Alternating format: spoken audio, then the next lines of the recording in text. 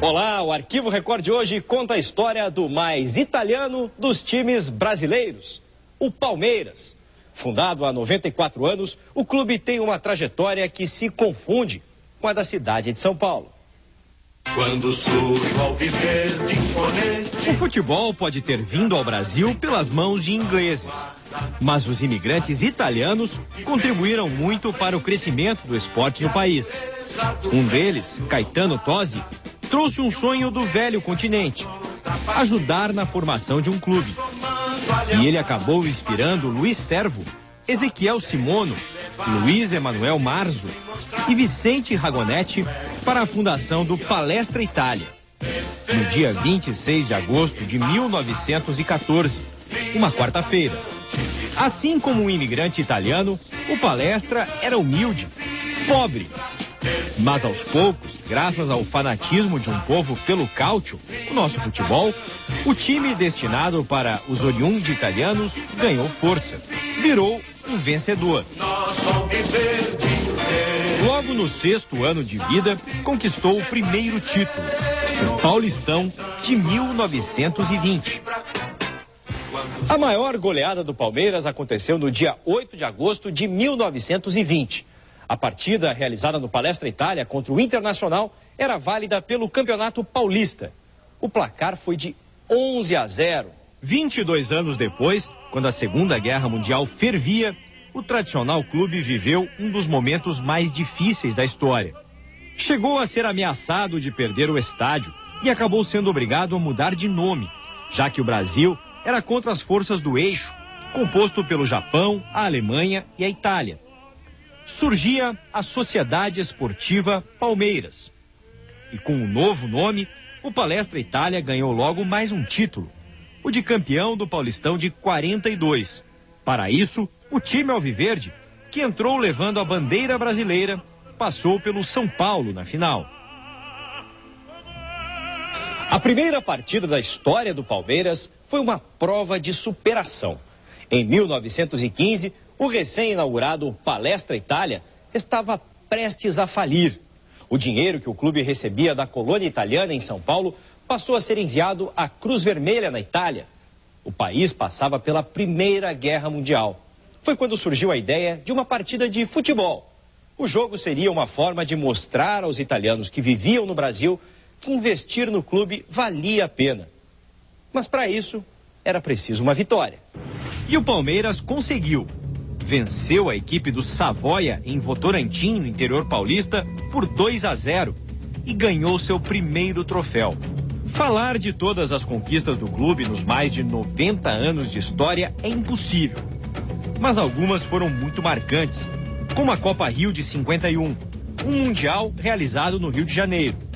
A competição contou com fabulosos times como o Juventus da Itália, o Sporting de Portugal, o Olympique da França e o Nacional do Uruguai. Na final, o Palmeiras empatou com o time italiano em 2-2 e ficou com a taça. Na mesma década, o Palmeiras começou a travar um duelo especial com o Santos de Pelé. Por muitas vezes, o alviverde foi uma enorme pedra no sapato para o time do rei do futebol.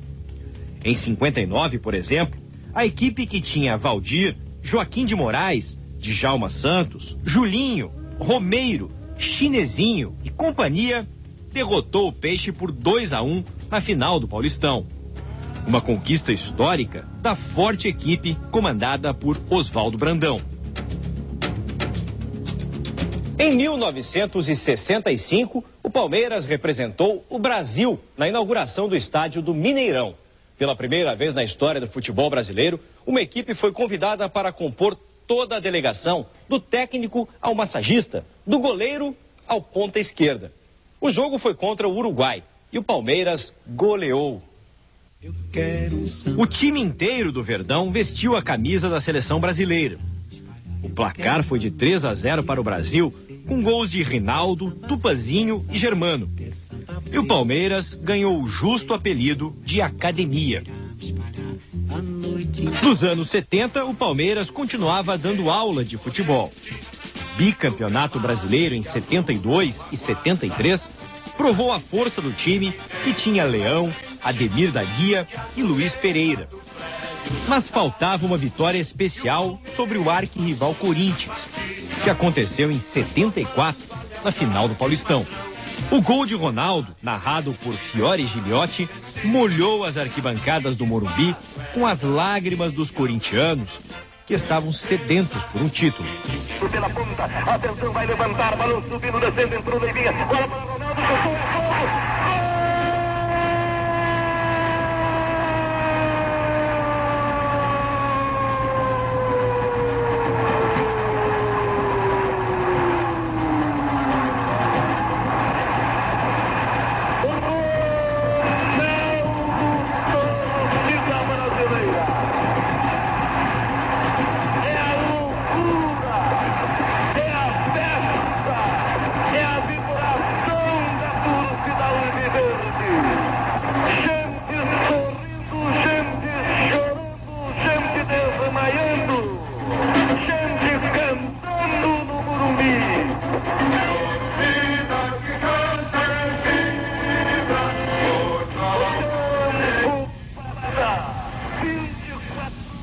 Até a década de 70, a Sociedade Esportiva Palmeiras dominava o futebol de São Paulo.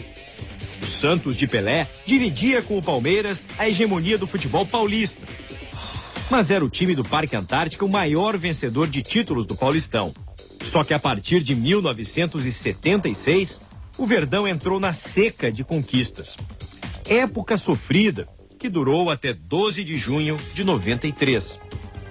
Palmeiras e Corinthians fizeram a final do Paulistão naquele ano. Mais uma chance para a tão sonhada quebra do tabu. Veio o primeiro jogo e o Corinthians venceu por 2-0.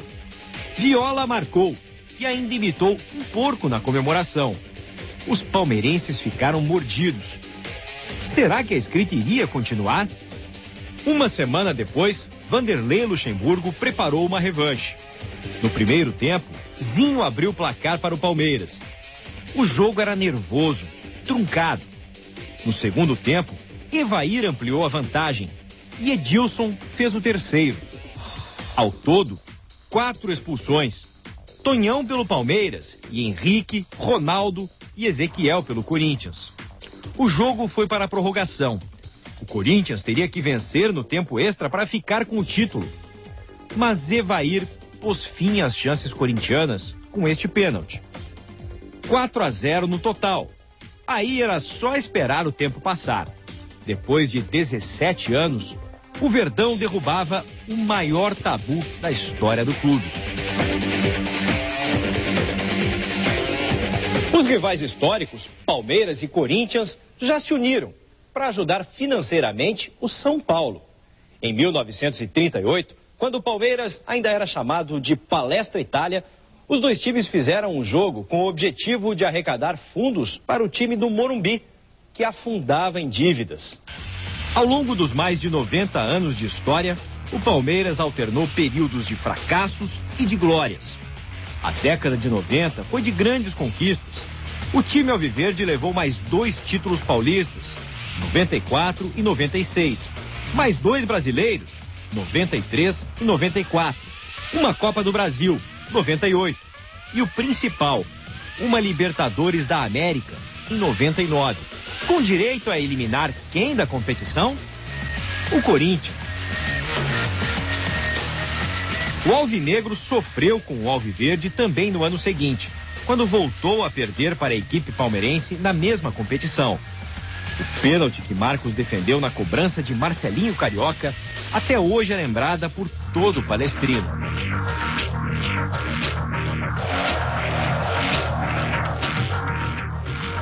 Nem mesmo a queda para a segunda divisão tirou a empolgação da Nação Verde, que deu um espetáculo à parte ao incentivar o time na conquista da Série B. Verde é a cor da esperança, algo que o torcedor do Palmeiras nunca perde.